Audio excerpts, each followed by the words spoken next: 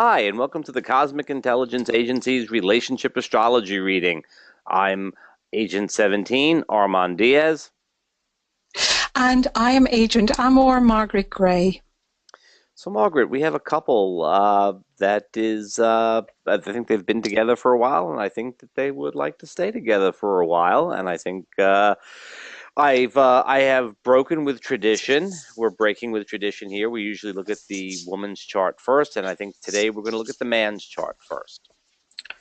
Sounds like a really good idea, Armand. And, one of the questions that they asked us was, is there a move in sight? So that was one thing maybe to kind of keep an eye on as we look through the charts.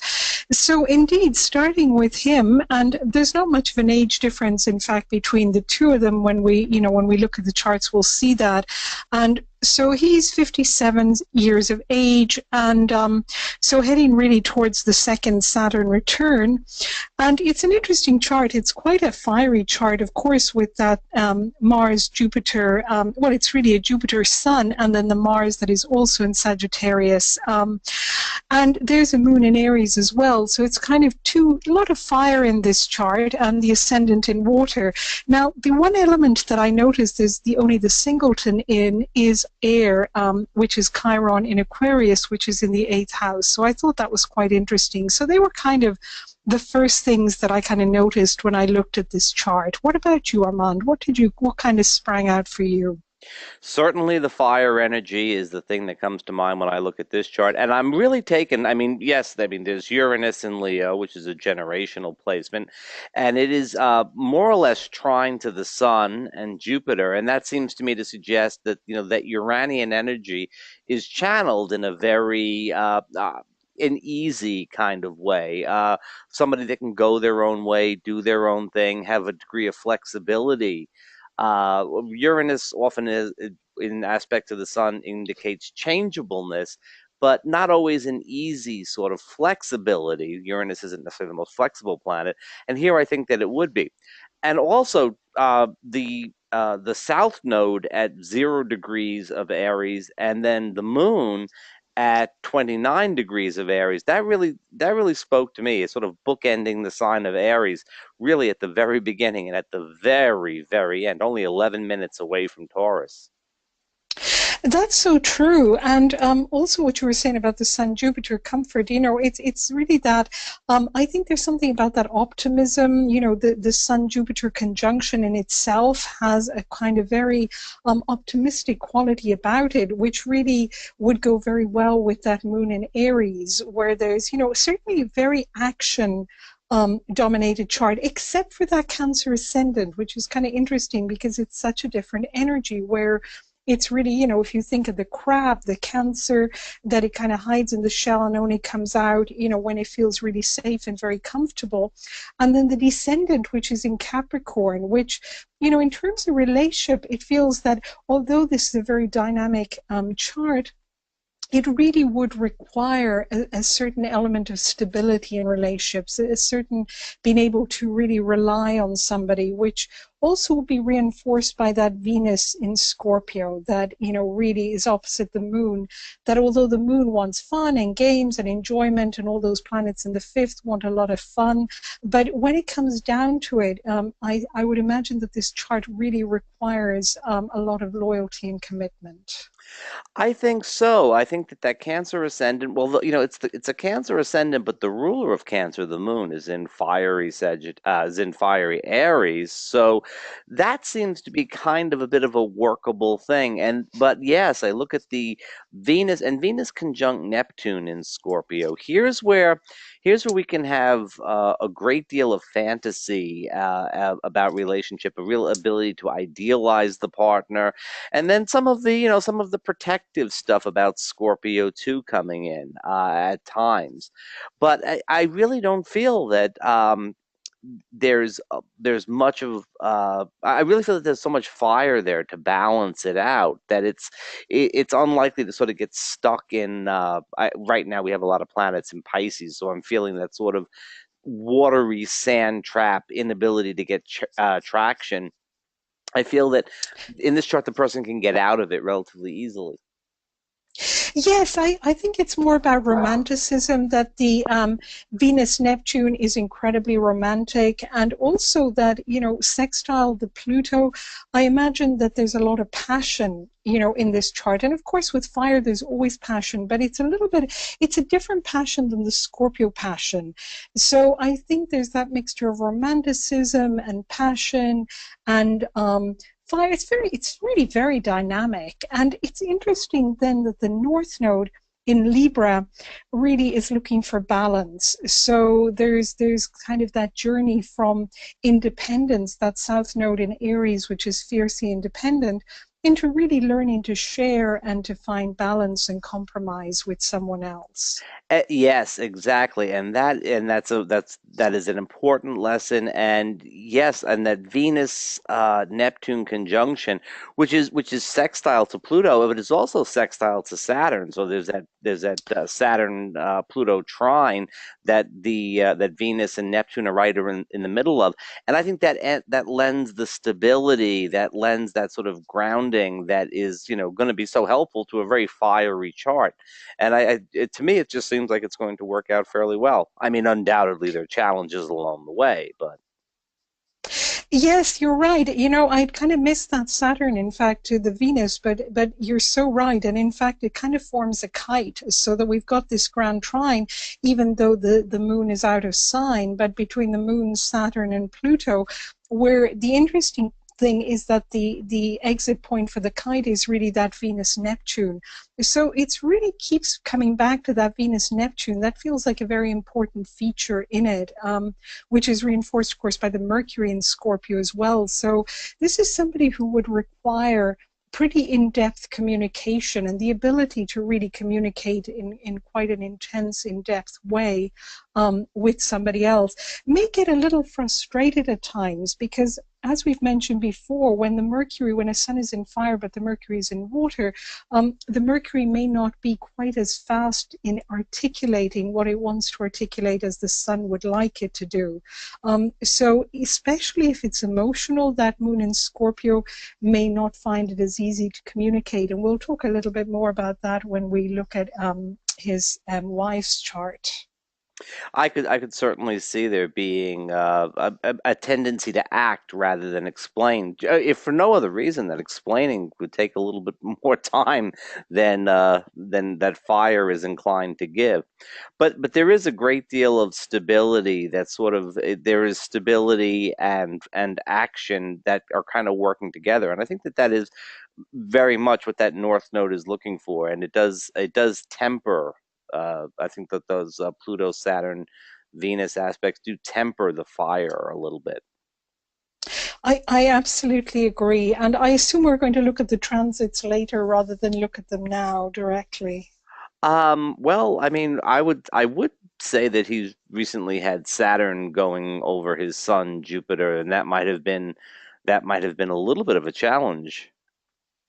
Yes, since if we are looking at them now, yeah, absolutely. And also, the couple were asking about a moving house. And of course, Uranus is going to square the ICMC for this man, which often really, sorry, it's not going to square it. It's actually quincunxing the IC. So it's squaring the ascendant, descendant. So certainly bringing about some changes, I would say, which could certainly lead to a home move. I've certainly noticed when Uranus aspects, particularly the MCIC, that often there is certainly a change in home renovation or something new happens within the home.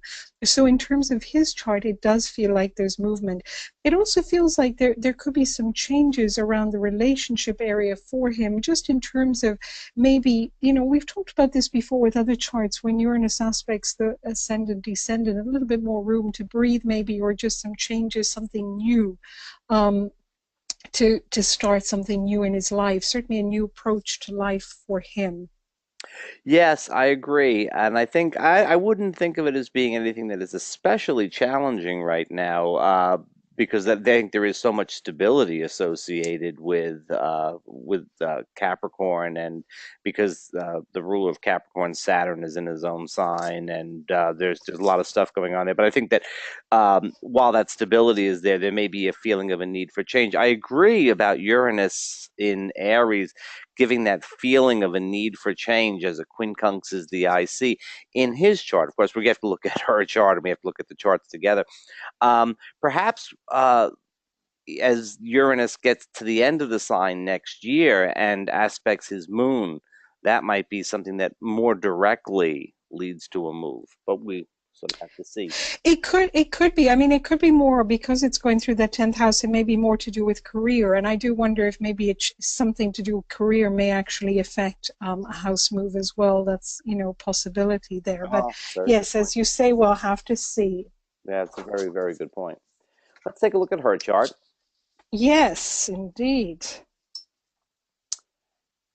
And here's somebody who, if he has Venus and Neptune in Scorpio, she has Venus and Pluto sitting right there on this in the seventh house, the house of relationship.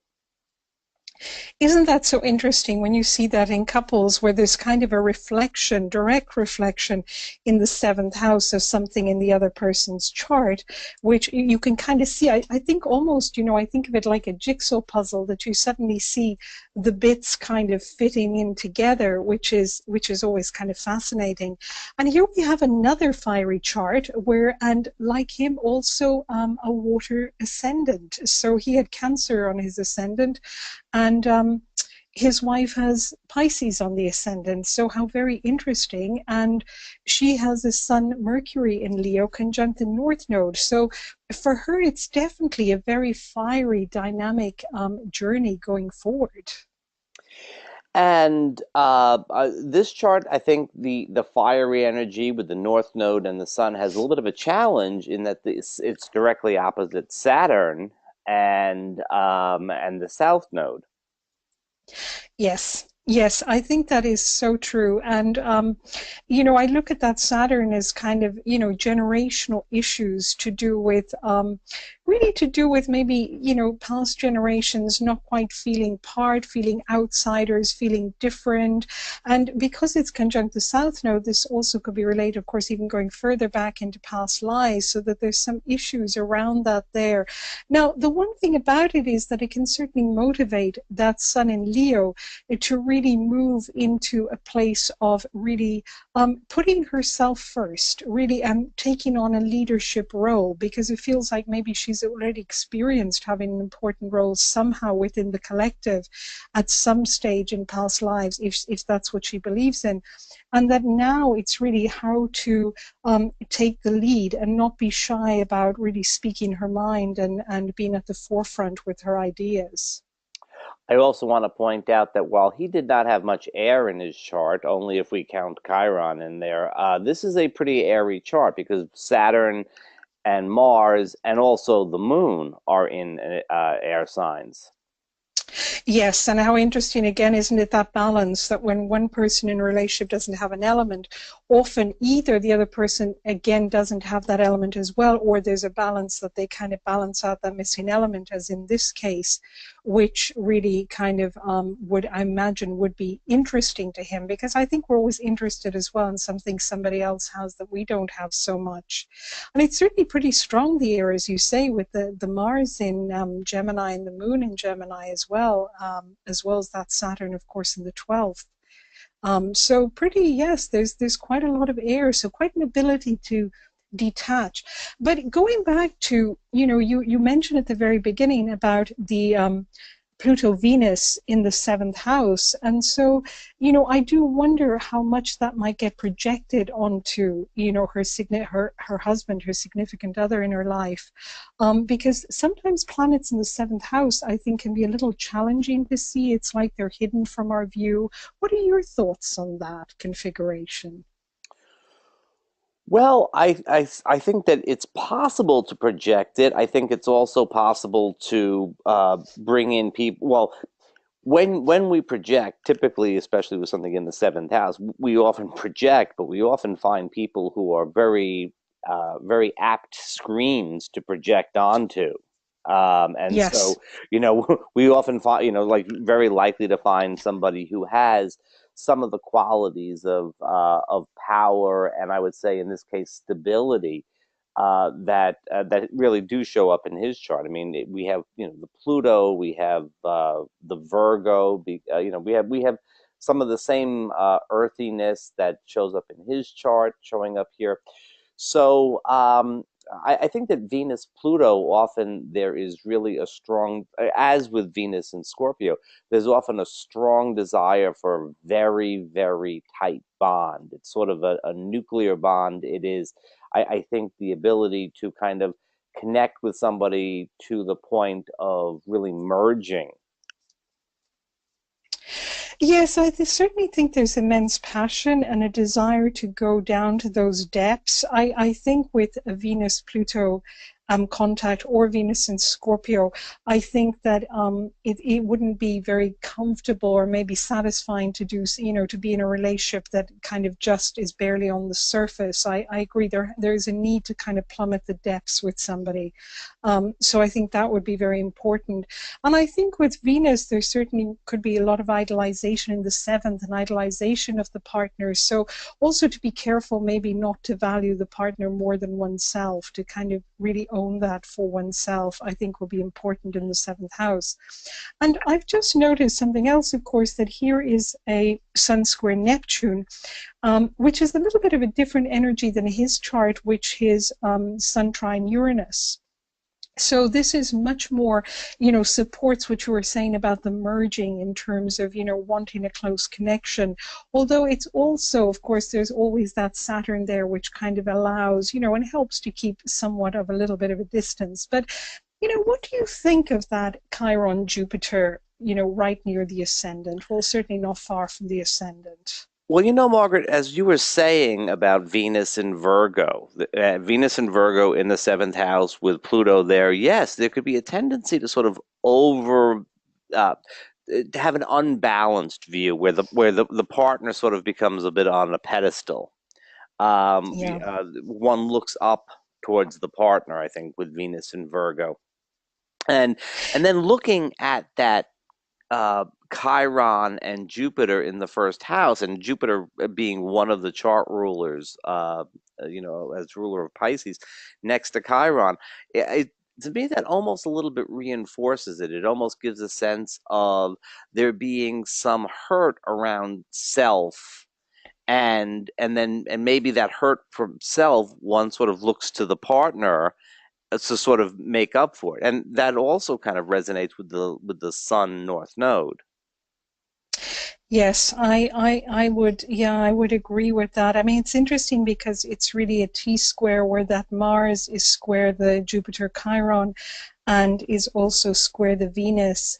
So there's quite a lot going on there. And I would imagine, I mean, this is it's very sensitive chart. I mean, it would seem to me the chart of a healer or somebody who, could potentially certainly be involved in healing work of some kind with that Chiron there and has chosen to do so. But as you say, some maybe challenging situations early in life to be aware of. And, the, interesting also that when there are transits and the Saturn has just gone over this point, well, it went over a while ago, that it would have opposed that Mars. So it would have set off that T square and therefore would have set off the Pluto Venus in the seventh house. And so I imagine that there have been some things going on in the arena of relationship, not necessarily challenging things, but there have been some things that are reverberated in relationships because of that Saturn aspect in that T square. Yes, and actually, yeah, essentially making that T square into making it into Grand a grand Cross. cross. Yes, thank you. Yeah. And now Saturn has gone into the 10th house. It has just recently gone over the midheaven and opposite the moon, and that may also have something to do with career as well as moving. That makes sense to me as well. It very much is the same type of energy for different reasons as we saw in his chart. Like there's something about career and what you're doing in the world that is resonating back to where you're living. It is. And also remember that this year, of course, there's the Jupiter Uranus opposition going on, in the sky. So at the moment, really, those planets that are, the moon at 21 is also being aspected, which is right on the IC. So that MCIC is kind of also being aspected by the Uranus Jupiter. So again, it could be that there's some movement. I mean, her IC is Uranus, I should say, sextile her IC. So there certainly could be movement, and because it's in both charts, then it does indicate the potential for both of them to move. Indeed. So we're holding that out as a potential at this point in time. Let's look at a little bit of the synastry over here. And Great. this has his chart on the inside and her chart on the outside. And I will point out that the first thing I see is that her sun falls not in the same sign as his ascendant, but it does fall in his first house. Yes, that's kind of interesting, isn't it? So certainly a very important connection for them both. And of course, because they weren't born that far apart, a lot of the generational planets are connecting with each other, which can be good in some ways because there can be an understanding of each other, but sometimes can also be a little challenging because they're all set off at the same time. And the interesting thing is, of course, that in this case, his Pluto being almost conjunct her Pluto also sets off her Venus Pluto. So that certainly really confirms what you were saying in terms of that connection with him, that also beyond the Scorpio bit, but also that it connects with her Venus Pluto in the seventh house.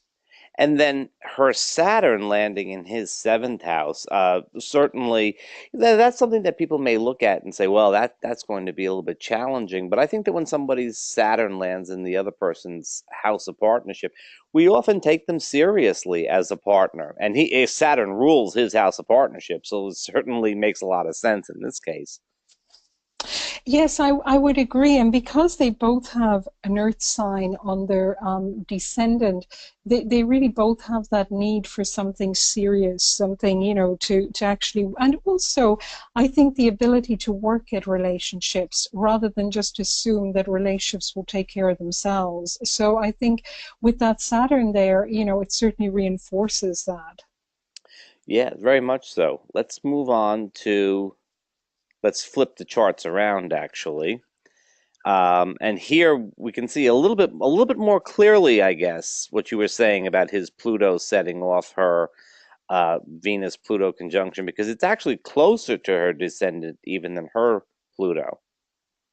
Yes, so I would imagine that with that, they may need to be very careful that her Pluto doesn't, that for her not to project her Pluto onto him, that he becomes Pluto, for better or worse, because that would be quite an intense projection to put onto him, and issues of power that she may perceive him as holding the power, or may feel overpowered at times, or so all those issues to do with power, I think there would need to be a huge consciousness for both of them around their individual Plutos, but particularly for her.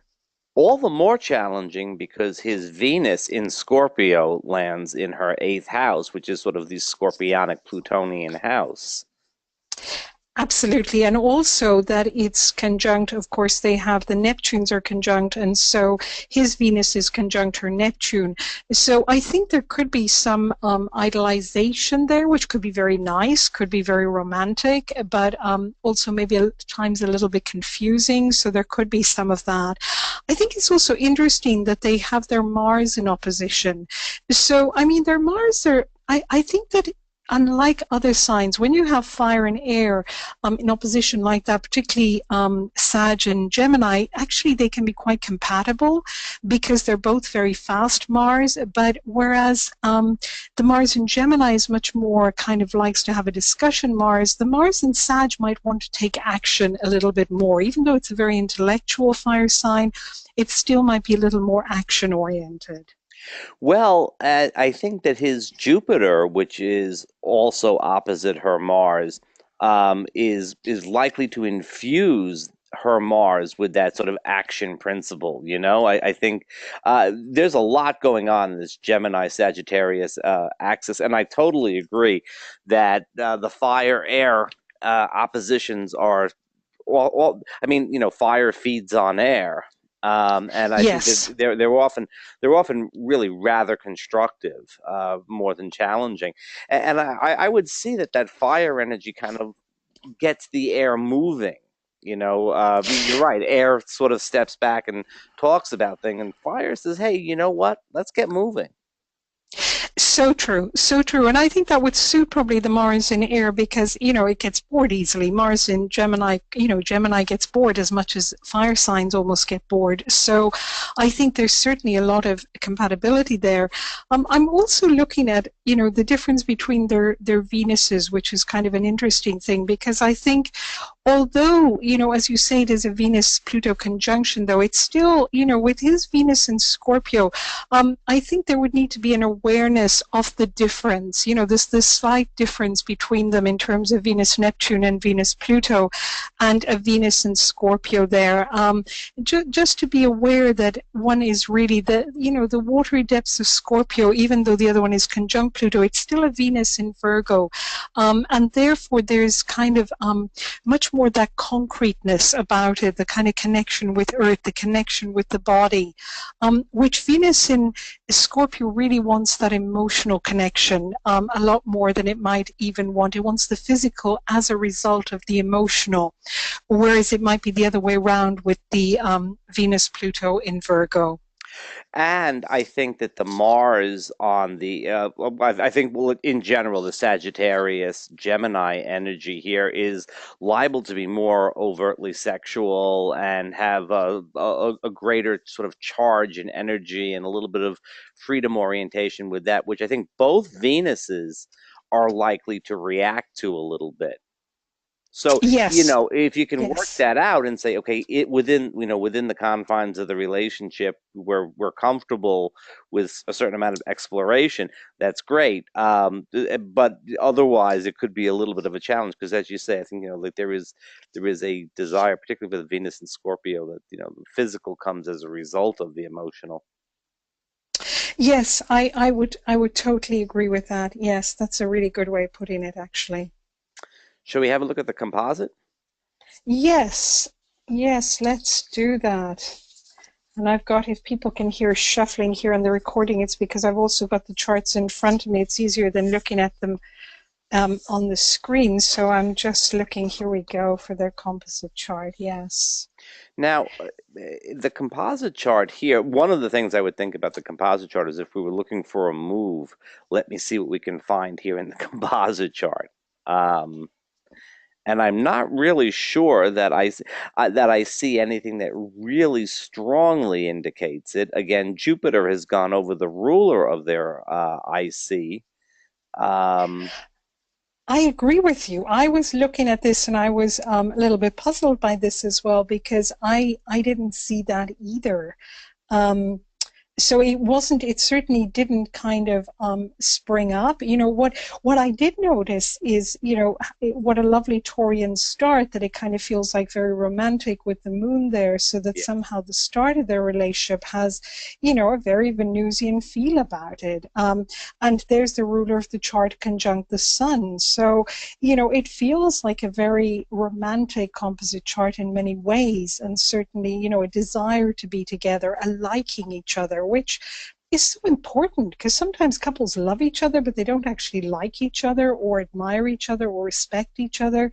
Whereas with the Sun Venus, that feels like a very strong feature of this relationship. And what kind of came to mind was, I don't know if this couple worked together, but I would imagine that it's a great chart for creating something together and quite idealistic also, creating something that has value in the world. And there's the Chiron in the 10th house. So I do wonder if they've already been healers together in some lifetime or done this work. They certainly have those skills as a couple.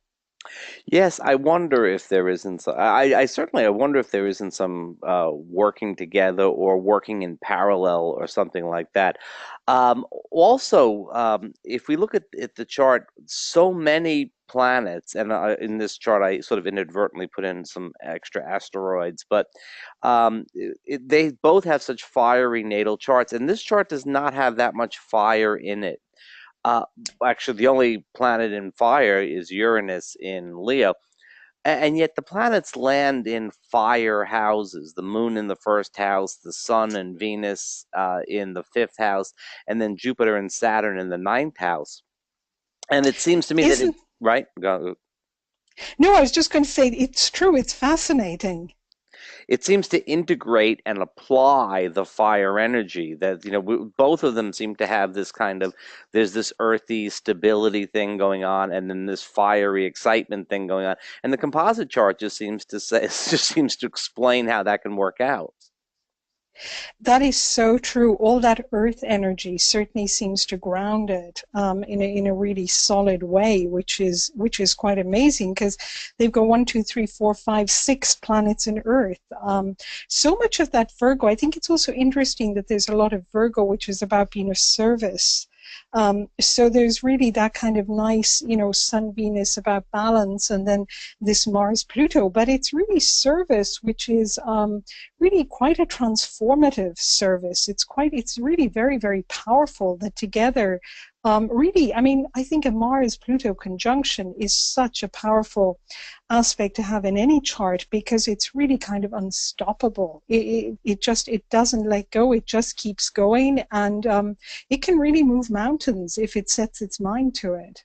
It's a locomotive, and down there, right, and that's where they're supposed to go because it's right near the North Node, and down there in the fourth house. I mean, it's a foundation. It's very, very, very strong. Yes.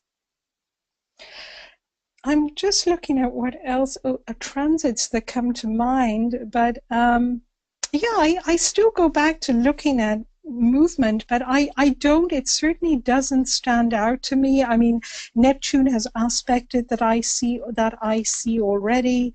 So I don't particularly see immediate movement, but certainly it was there in their individual charts. I think even in their individual charts, it shows up as either a desire or a potential to move. Yes. I don't think, even when Saturn trined the IC of the composite chart recently, to me it looks like a potential. You can do it if you want to, but there's no compulsion. There doesn't seem to be a necessity to it. I just wanted to mention as well that I noticed you did it in Coke, the composite chart. I did it in Placidus, and in Placidus, although there's only a slight difference between them, it puts that Pluto Mars into the fifth house, although the North Node is still in the fourth house. So it's interesting that those planets are kind of straddling, that access into the fifth house, and it does put their composite Sun Venus into the sixth house. So I don't know which house system they use, but just to know that there's just a slight difference. So with the Coke, it puts the Sun Venus in the fifth, and with Placidus, it puts it into the sixth. That's why I was talking about them working together. Oh, apologies for not putting it into Placidus system. That's Oh no, no, I think it's really good to look at the two systems because I think then the couple themselves can figure out which applies to them more. And I think this is, of course, the huge debate in astrology because none of the house systems really have a scientific basis. And so we kind of tend to pick one that we tend to work with, but it's really good to, particularly with composite charts, to have a look at how things really vary when we look at the different house systems. And those are the only two things that really change a bit. So one of the things also that I noticed, Armand, is that transiting Saturn is coming up. It's going through the eighth house now, and it's actually going to be aspecting the composite moon. And, we talk a lot, of course, about Saturn manifesting something and solidifying something. So I'm wondering, how it might affect the moon, which is, of course, in the composite, is the emotional life of the relationship itself. So it feels like maybe something even, potentially something more solid might incarnate with that.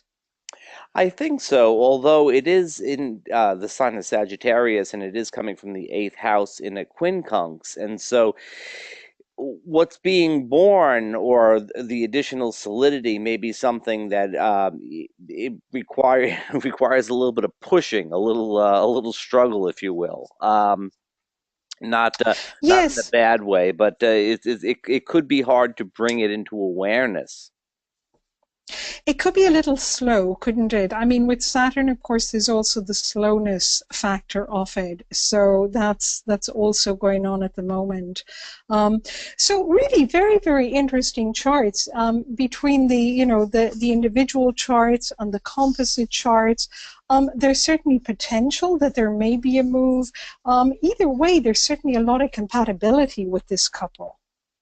Indeed, there's a lot of compatibility. There's a lot of reinforcement. Each one kind of says to the other, "Hey, I've got what you need. I've got a little bit more of what you have in order to sort of bolster you and strengthen you." And I think that that is really lovely. And they asked us, one of their questions was, we'd like to go on forever. And of course, who knows in life, but there's certainly the potential for an excellent relationship. Well, and all relationships have their ups and downs, but for a pretty solid relationship, or certainly I would say astrologically all here. Oh, definitely, definitely. It looks like a very nice chart. Yes. So we hope that all our listeners will join us again. We've got some plans to change slightly what we're offering on CIA. So please tune in to us next month, and you'll see what new things we have in store. Looking forward to it, Margaret. Take care, Armand. Bye bye. Bye bye.